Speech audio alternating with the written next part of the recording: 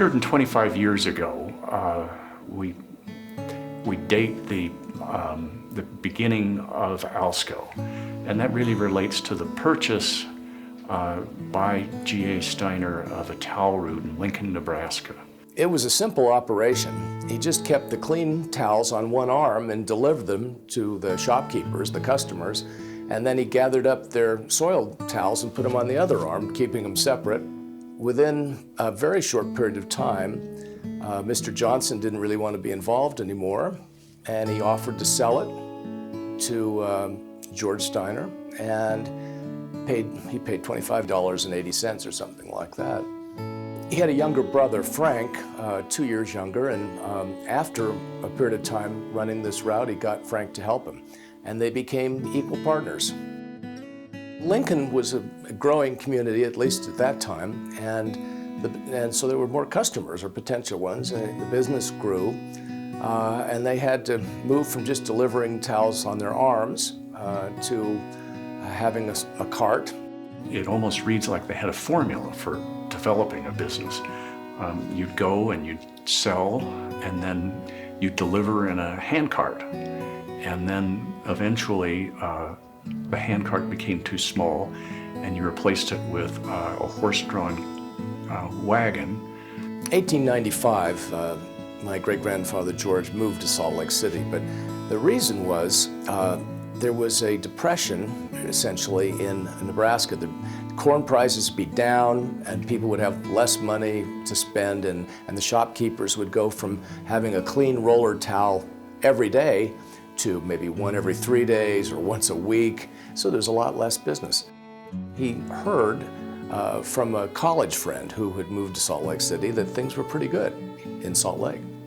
He arrived in a snowstorm on a Saturday, and then Monday he went to work. And that was the day where he crossed the street in front of his rooming house, went into the Rigby Brothers market, and signed them up as his first customer, and they remained a customer until they went out of business when the Rigby brothers both died at 53 years later. He had started with roller towels, and then he saw that there were shopkeepers who were wearing aprons, and he thought to offer them an apron service, and he bought some material, a little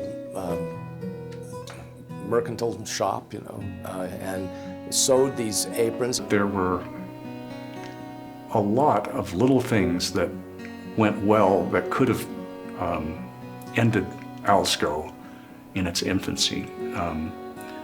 One of them that everybody remembers is when the newsboy tips over his handcart, and all of those clean towels go into the mud, and he has to go and convince the laundry to rewash it all on credit because he couldn't pay them to rewash it otherwise. Within a short time, they needed to have the reliability of their own plant, and they found a location that's very close to Symphony Hall now in Salt Lake.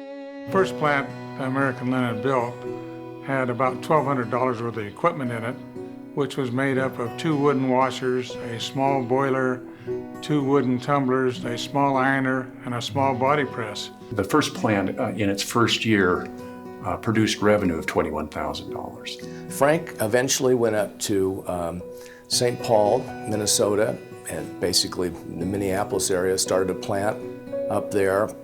It's been a real stronghold for the linen supply business ever since. And George expanded into Ogden. But their vision from those early days was to move across the whole, they wanted to be a national company. They wanted to move across the whole country. They knew they could do it. They knew they could expand. They knew they could provide service, provide jobs, grow the company, and it would have been unnatural for these people, for these entrepreneurs, not to do it.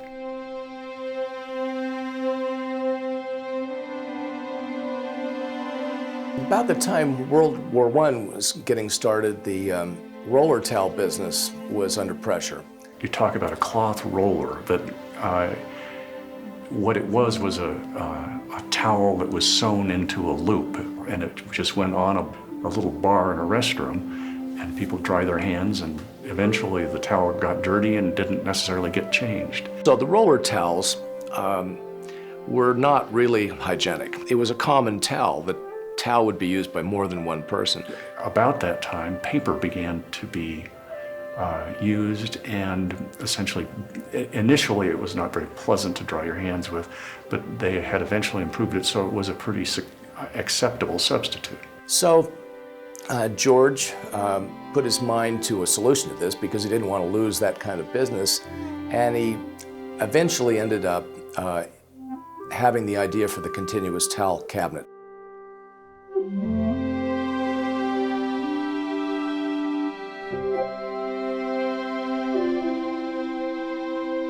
Frank, my grandfather, was born in 1897. And then he came to work for the company after he got out of college at the University of Pennsylvania. And initially, he was given the assignment of developing the continuous towel cabinet. He took hold of the continuous towel idea and really developed it. Came up with a practical product, was able to get it manufactured. His business model was that they'd sell a cabinet and then demand a royalty of $1 a year per cabinet from the local supplier, and it caught on. The continuous towel was really quite a moneymaker for the company. One, it opened up a worldwide industry because it was a product that could be used in any restroom, any restaurant, any work area that could be used throughout the entire world. It was a worldwide product. He traveled constantly, he carried these heavy cabinets. He had several of them, samples, and sold them all over the United States. He believed a lot in what the company was doing. He believed in the towel cabinet, he believed in expansion, he believed in the linen supply business, and that was infectious. It was really the continuous towel cabinet that provided the next step up to a new level for Alsco. That success never wore off.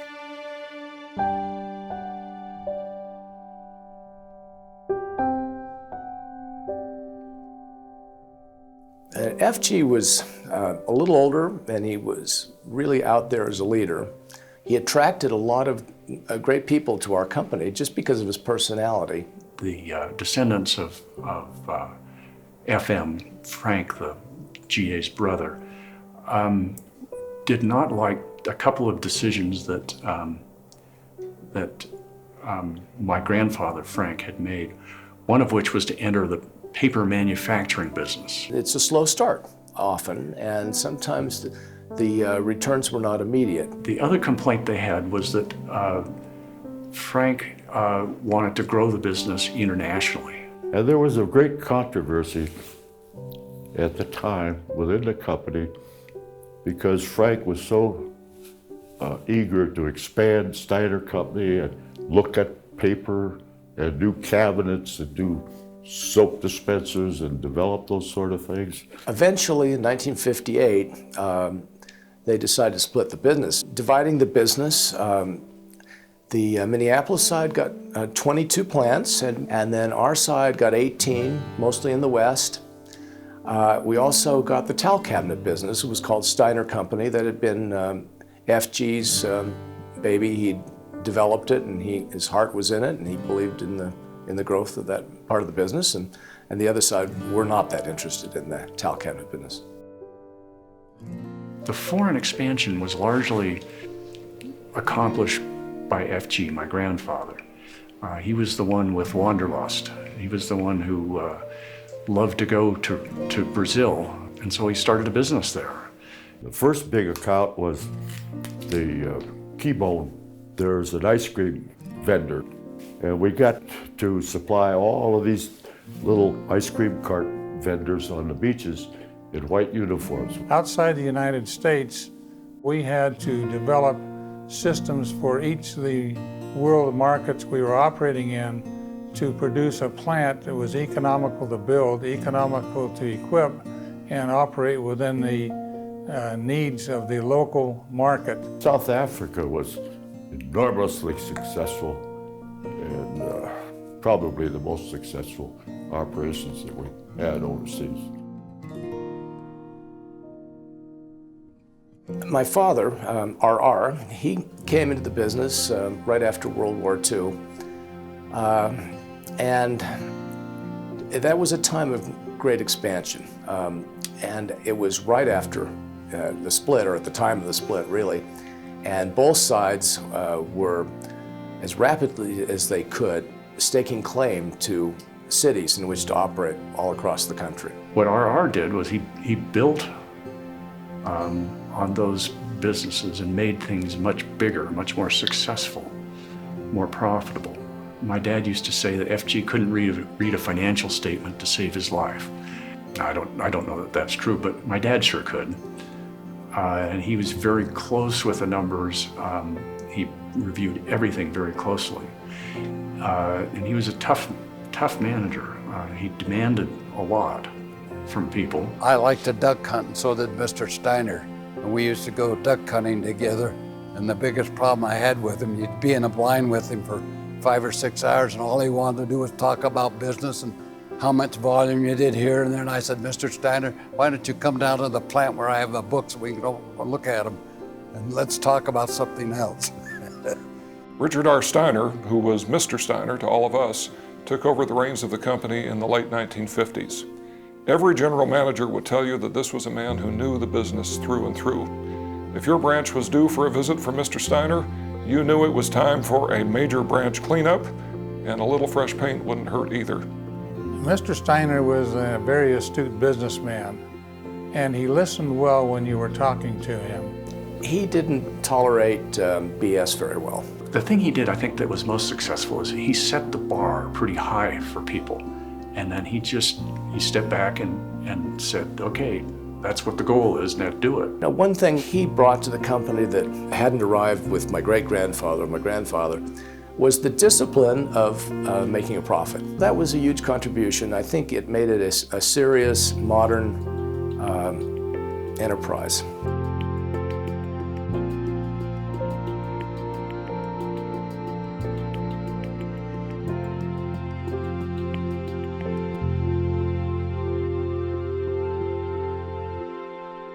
A 125 years ago, the founders of our company, George and Frank, visualized the company, but it'd be really interesting if we could go back and talk to them and see if they really understood how special this company would become. The future of Alsco is very bright. It's an exciting place to work. The company is financially very strong. We continue to make investments domestically as well as internationally.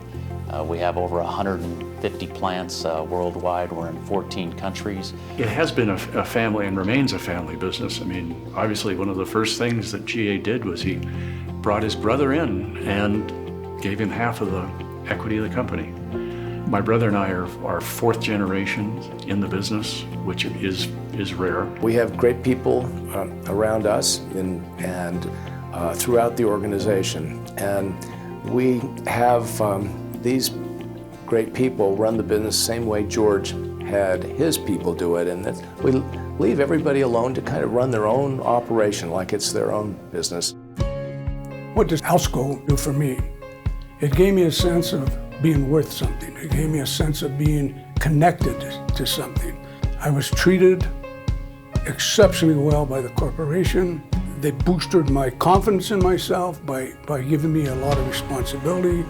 It was an experience that was a lifetime to me and very worthwhile. With 125 years of experience that this company has, having been through recessions, depressions, world wars, separate wars in other countries, they've survived pretty well. I don't see anything but success ahead for this company, not only in the next 5 or 10 years, but for maybe another 125 years.